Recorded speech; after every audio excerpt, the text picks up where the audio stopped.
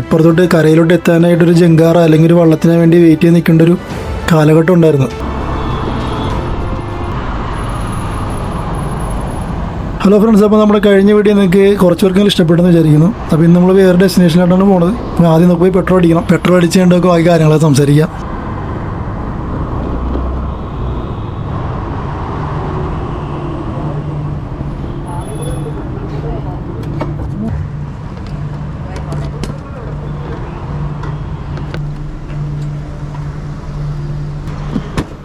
Okay, അപ്പോൾ ഞാൻ നേരത്തെ പറഞ്ഞല്ലേ നമ്മുടെ കഴിഞ്ഞ വീഡിയോ കുറച്ച് പേർക്കെങ്കിലും ഇഷ്ടപ്പെട്ടെന്നാണ് ഞാൻ വിചാരിക്കുന്നത്. അപ്പോൾ ഇന്ന് നമ്മൾ പോകാൻ വേണ്ടി ഉദ്ദേശിക്കുന്ന സ്പോട്ട് എന്ന് പറയുന്നത് പെരുമ്പളം ബ്രിഡ്ജാണ്. എനിക്കറിയാം ഒരുപാട് പേരോടൊപ്പം ഈ വീഡിയോസൊക്കെ ഒരുപാട് ഇട്ടിട്ടുണ്ട്. ഞാൻ കുറച്ച് ലേറ്റാണ്, കാരണം ഞാൻ നാട്ടിലുണ്ടായില്ല. 3:20 നമുക്കിവിടെ നിന്ന് ഏകദേശം ഒരു 11-12 കിലോമീറ്ററോളം ഉണ്ട് അവിടെ വരെ. നമ്മൾ നേരെ അരൂർ ക്ഷേത്രം പോണ്, അവിടെ നേരെ റൈറ്റ് എടുത്തിട്ടാണ് പോണത്.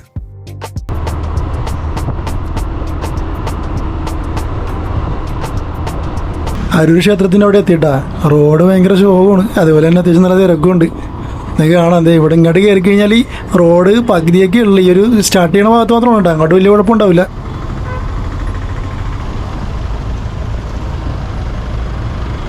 ഒരു നാടിൻ്റെ ഒരുപാട് കാലത്തെ കാത്തിരിപ്പാണ് ഈ പെരുമ്പളം പാലം എന്ന് പറയുന്നത്. പെരുമ്പളം ദ്വീപിനെ പറ്റി നമ്മളൊരു ഫുൾ വീഡിയോ ചെയ്യാനുണ്ട്, അത് നമ്മുടെ യൂട്യൂബ് ചാനലിൽ എന്തായാലും വരും. നമ്മൾ ആരോഗ്യറ്റി പാലം എത്തിയിട്ടാ. ഇനി ഇവിടുന്ന് കുറച്ചുകൂടി ഉണ്ട്. ഈ പാലത്തിലെ വ്യൂവും ഒട്ടും മോശമല്ല കേട്ടോ. ഇതിൻ്റെ പാലത്തിലോട്ട് കയറി കഴിഞ്ഞാൽ നമ്മുടെ ലെഫ്റ്റ് സൈഡിൽ കാണാൻ ഒരുപാട് ദ്വീപും കാര്യങ്ങളൊക്കെ ഉണ്ട്. കുഞ്ഞു കുഞ്ഞു ദ്വീപുകളൊക്കെ നമുക്ക് ഇവിടെ നോക്കിയാൽ കാണാൻ പറ്റും. അത്യാവശ്യം നല്ല കട്ടറുണ്ട്. ക്യാമറ ഷെയ്ക്ക് ആവണുണ്ടാന്ന് അറിയില്ല, വീഡിയോ ഇനി എഡിറ്റ് ചെയ്യുന്ന ടൈമിൽ നമുക്ക് അറിയാൻ പറ്റുള്ളൂ. കാര്യം നമ്മുടെ നാടിനടുത്ത് തന്നെയാണ് സ്ഥലങ്ങളെല്ലാം കിടക്കണമെങ്കിലും എനിക്ക് എപ്പോഴും വഴിതെറ്റി പോകും.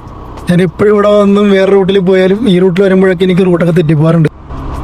ആരെങ്കിലും കാണുകയാണെങ്കിൽ നമുക്ക് ജസ്റ്റ് ഒന്ന് ചോദിച്ചിട്ട് പോവാം.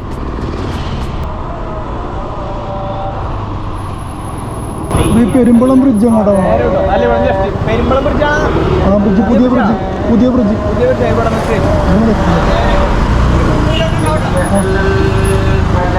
മിക്കപ്പോഴും എനിക്ക് വഴിതെറ്റി പോകാറുണ്ട്.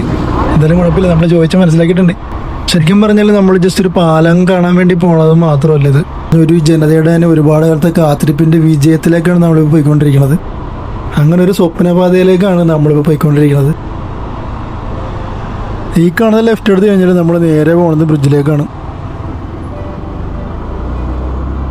അപ്പോൾ കേരളത്തിലെ തന്നെ കായലിന് കുറുകെയുള്ള ഏറ്റവും വലിയ പാലങ്ങളിൽ ഒന്നാണ് ഈ പെരുമ്പളം പാലം എന്ന് പറയുന്നത്. ഏകദേശം 1.1 കിലോമീറ്ററാണ് ഈ ഒരു പാലത്തിന് നീളം വരുന്നത്. അങ്ങനെ നമ്മൾ ആ ഒരു പാലത്തിലേക്ക് എത്തിയിരിക്കുകയാണ്. നമ്മൾ 20 മിനിറ്റോളം എടുത്തുള്ളൂ ഇവിടെ എത്താനായിട്ട്. ബ്ലോക്കും കൂടി ഇല്ലായിരുന്നെങ്കിൽ കുറച്ചുകൂടി നേരത്തെ എത്തിപ്പോയേനെ. ഒരുപാട് ചൂണ്ടക്കാരും അതുപോലെ തന്നെ പുറത്തുനിന്നുള്ള ഒരുപാട് ആളുകളൊക്കെ ഓൾറെഡി ഇവിടെ ഉണ്ട്. അപ്പോൾ ഒരു 4 മണിക്ക് മുമ്പായത് കൊണ്ടിട്ടാണ് ഇവിടെ ഇത്തിരി തിരക്ക് കുറവ്. ഒരു 5 മണിക്ക് ശേഷമൊക്കെയാണ് നമ്മളിങ്ങോട്ട് വന്നിട്ടുണ്ടെങ്കിൽ നല്ല തിരക്കായിരിക്കും. ഒരുപാട് ആളുകളാണ് പല പല നാട്ടിൽ നിന്നൊക്കെ ആയിട്ട് ഈ ഒരു ദ്വീപ് കാണാനും ഈ ഒരു ബ്രിഡ്ജ് കാണാനൊക്കെ ആയിട്ട് ഇങ്ങോട്ട് വരുന്നത്. ഒറ്റപ്പെട്ടു പോയൊരു ജനതയെ മെയിൻ ലാൻഡുമായിട്ട് ബന്ധിപ്പിക്കുന്ന ഒരു സ്വപ്ന പാത തന്നെയാണ് ഈ പറയുന്ന പെരുമ്പളം ബ്രിഡ്ജ്. വർഷങ്ങളോളം ജങ്കാറിനെയും വള്ളത്തിനെയും മാത്രം ആശ്രയിച്ചു കഴിഞ്ഞ വലിയൊരു ജനതയ്ക്ക് ഒരുപാട് പറയാനുണ്ടാവും.